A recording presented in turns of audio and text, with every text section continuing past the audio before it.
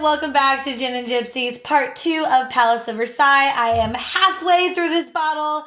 Let's get it. So you had a relaxing evening with dinner and drinks, and now you're on day 2 of the palace tour. You definitely have to get up either early, or you wait to see the main palace about an hour and a half before they close. My suggestion, personally, get there by 8:30. The palace doors open at 9. If you have tickets in advance, you'll be good to go to just go through the doors. That is what I suggest. Once you're in the palace, I would suggest starting your tour on the far right side. And if you can, in advance, grab this Versailles tour guide.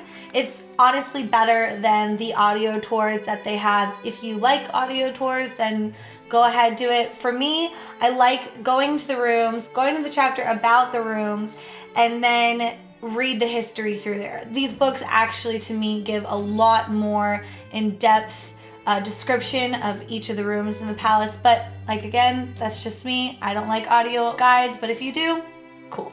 Once you get on the far right side of the palace, the first thing that you will see is the King's Chapel. It is so gorgeous. If you ever plan a Europe trip, please go stop at some of the churches.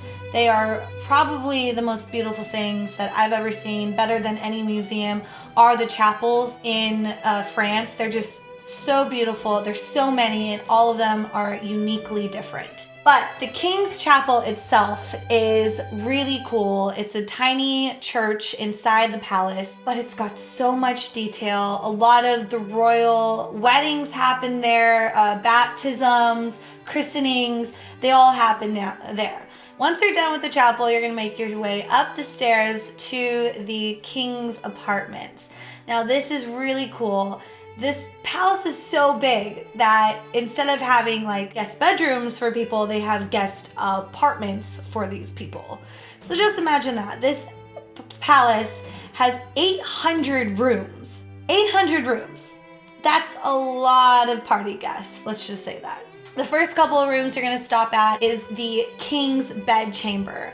This is really cool. So the king and queen had 2 apartments essentially in the main palace. They had one where they did like ceremonies, like the marriage ceremonies. The king, when he woke up, he would go to this part of the castle and people would help him dress up.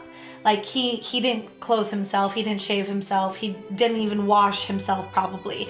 Royalty was treated like gods pretty much.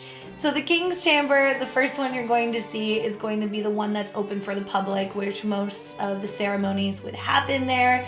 But they also had private apartments where they would do their own thing pretty much. The King's Chamber is really pretty. It's decked out all in gold, head to toe, the ceilings, the walls, the floors. It's just really beautiful. You can tell that kings lived there. Then once you pass the king's bedroom, you're going to see his private quarters, his cabinet room where he would have meetings with his council about certain things, whether another country was going to war with them or they were running out of champagne, which was never the case in France, obviously. If there was ever a crisis arise, it would be in that room where it would happen.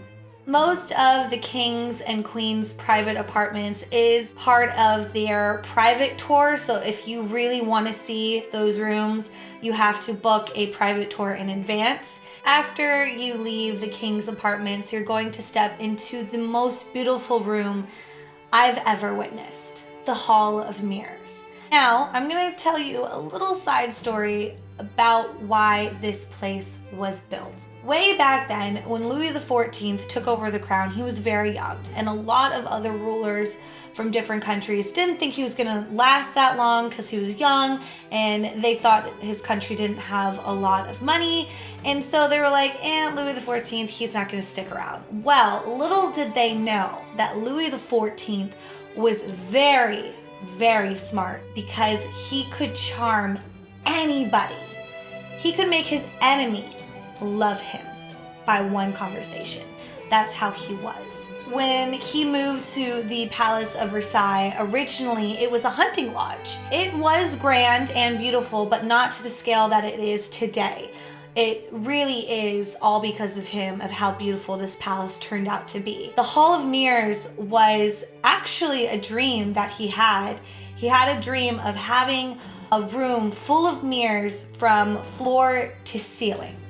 Now, back then, if you had a mirror or two in your house, you were considered very well off because mirrors were extremely expensive back in the day. And all of his enemies, like I said, thought he was poor and he wouldn't last very long. But he decided, you know what? I'm gonna have a whole hall full of mirrors and basically give his haters a big F you. To me, that's pretty ballsy, and honestly, in my opinion, it paid off. Because after that, all of his enemies, every single person who doubted him, most likely ended up at the palace to see the wonders that he created. Once you have all your pictures that you took of the Hall of Mirrors, take a moment and just really bring it in. There's so much history in there, and if you just close your eyes for a minute in that room, you'll feel it too. Once you finish your tour of the palace, it is now time to go to the Gardens of Versailles. Now I know what you're thinking. Oh, why do I want to see a bunch of plants? Trust me, it's much more than that. There is so much history in there, and every single corner of that garden will feel like you are visiting another part of the world. Now, in my personal opinion, I would try to go see the gardens when they have the musical fountain shows. Every single fountain that's in there will be on displayed with classical music playing in the background, so it'll really feel like you are strolling down these gardens. My favorite parts will be, of course, the ballroom grove. It is a mini outdoor ballroom that has beautiful seashells and rocks that were actually imported from Madagascar and Africa way back then. I'm talking about like 15th, 16th century. They decided, hey, let's go to Africa and get rocks and seashells from Africa and Madagascar, and let's make it into this beautiful, beautiful fountain. And it just is superb. It still shocks me today that they have parts of Africa and Madagascar in the Palace of Versailles in France. It's insane to me. The reason why the gardens are so magical is because King Louis XIV let his imagination run wild. Every single piece, every single flower, every single statue that is in there, it had a purpose of why it was there. Now, if you really want to get crafty and if you have the time, I suggest buying tickets for the night fountain shows in the gardens. It's awesome seeing during the day. It's even more magical to see it during the night. You get to walk around with champagne, and the whole garden is lit. Every single different grove of that garden has special effects, whether it's pyrotechs or lighting. It is so incredible that I suggest anyone, if you are there during the seasons they are having the night shows, please, please do me a favor and go see it. At the end of the 2.5 hours that you have to tour the gardens on your own, they do a spectacular fire and light show with amazing fireworks. You gotta go see it. You got to. That's all we have for part 2 of Versailles. This video was so much fun to shoot. I hope you guys had a great time. Please like, comment below. If you have any questions about an upcoming trip to France, please comment below and I will try to answer as best as I can. We've got exciting news. We are finally going to take Gin and Gypsies onto the road. We are going to go to Chicago next week. We are so excited about this trip and we're so excited to hear from you guys. Have a great weekend. We'll see you later.